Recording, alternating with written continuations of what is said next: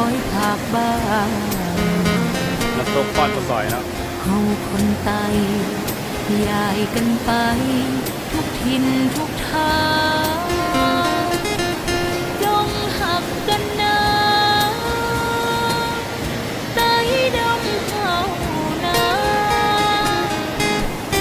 15 ปีไต้ดำเฮาเสียดายเดเมืองเฮาเพแสนเสียดายผู้เจ้าสลาเพื่อนเคยอยู่ผู้เคยนอนต้องจรจำลาป้าให้ป้านาน้ำตาไหลไหล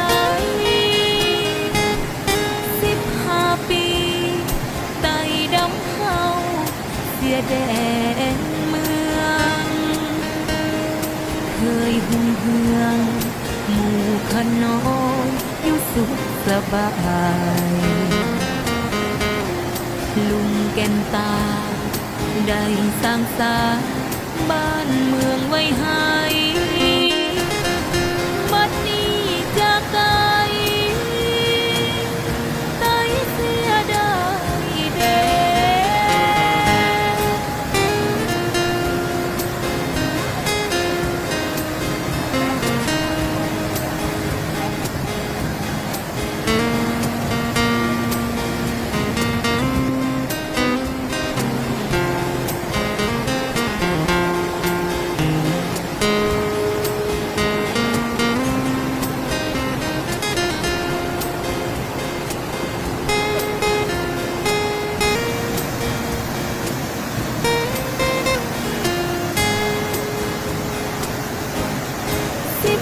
15 ปีไต้ดำเฮา